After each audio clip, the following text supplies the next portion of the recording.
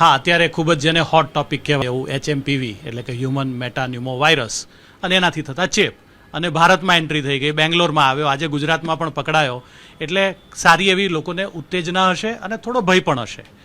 પણ જો સાયન્ટિફિક માહિતીની વાત કરીએ તો 2001થી આ વાયરસ પૃથ્વી પર અવતરી ચૂક્યો છે. કોરોના તો 2019માં આવ્યો, આ તો એનું જૂનું છે. અને જેમ રેસ્પિરેટરી સિન્સિટિયલ વાયરસ, જેમ ઇન્ફ્લુએન્ઝા વાયરસ, જેમ કોરોના વાયરસ, એટલે કે એવા વાયરસ કે જે શ્વાસ, નાક, કાન, ગળા અને ફેફસાને અસર કરે, RNA એક પ્રકારના કુળનો જ આ વાયરસ છે. આ વાયરસ સામાન્ય સંજોગોમાં નાક, કાન, ગળા સુધી સિમ્ટમ્સ આપીને પછી ઠરી જતો હોય છે. એટલે કે શરદી થાય, કફ થાય, ખાંસી થાય. કદાચ કોઈની ઇમ્યુનિટી ઓછી હોય અથવા ઉંમર નાની હોય તો એ નીચે ઉતરે તો ફેફસામાં ક્યાંક ન્યુમોનિયા કરે, તાવ આપે, શરીરને ખૂબ બધો થાક લાગે, જેને મલેરિયા કહેવાય, અથવા તો બોડી એક એટલે કે કળતર થાય.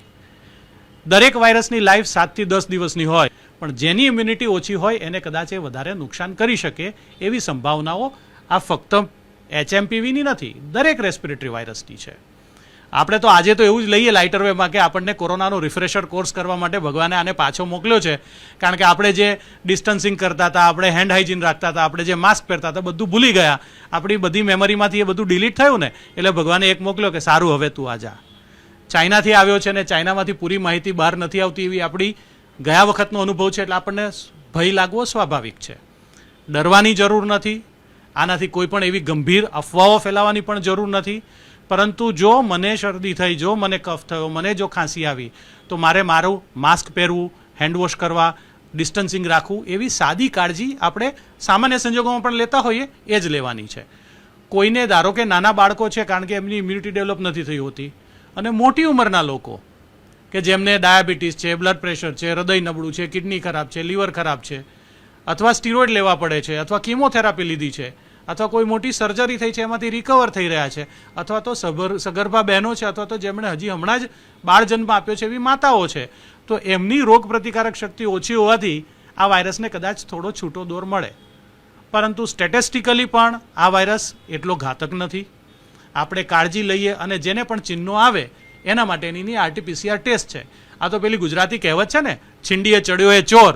એટલે આ તો 2001થી આ વાયરસ ફરે જ છે, પણ હવે આ કારણ કે પકડાયો, અને કારણ કે ચાઇનાના જે ન્યૂઝ આવે છે એમાં એવું ચોખ્ખું લખેલું છે કે ફક્ત HMPV નથી, ત્યાં કોરોનાના કેસીસ પણ આવે છે, ત્યાં ઇન્ફ્લુએન્ઝાના કેસીસ પણ આવે છે, ત્યાં રેસ્પિરેટરી સિન્સિટિયલ વાયરસના પણ કેસીસ આવે છે, ત્યાં એટિપિકલ ન્યુમોનિયા એટલે કે ક્લેમાઇડા માઇક્લોપ્લાઝમાના પણ કેસીસ આવે છે.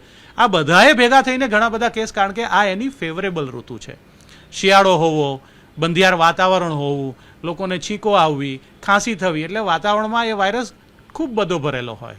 એટલે ત્યારે જેનું ઘર નબળું હોય એના ઘરમાં ચોરી થાય, એવી રીતે જેની ઇમ્યુનિટી ઓછી હોય એને આ વાયરસ લાગે અને સિમ્ટમ્સ આપે. ડરવાની, ગભરાવાની કોઈ જરૂર નથી.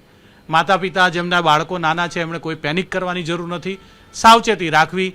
બાળકો સ્કૂલમાંથી આવે, શરદી ખાંસી છીકો થાય, સામાન્ય શરદી ખાંસી છીકો જેવું જ જણાતું હોય તો તમારા ડૉક્ટર પાસે વાત કરીને એની સિમ્ટમેટિક કેર જ લેવાની છે.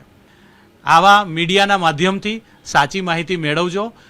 ગૂગલ યુનિવર્સિટીઓમાં નહીં ને અફવા ફેલાવતા નહીં, અને પોતાની કાળજી લેજો. ઘરમાં જે વડીલો છે એમની કાળજી લેજો. અને ખાસ કરીને જેમને શ્વાસના રોગ છે, દમનો રોગ છે, લંગ ફાઇબ્રોસિસ છે, એવા કેસમાં જો આ વાયરસ અંદર જાય તો કદાચ વધારે નુકસાન કરી શકે, શક્યતા છે. કરશે એવી અત્યારે આપણી આગળ માહિતી નથી. તો એમણે પોતાની દવાઓ છોડવી નહીં, પોતાની કાળજી છોડવી નહીં, અને બહાદુરી વાપરીને બહાર પણ ફરવા હરવા જવું નહીં.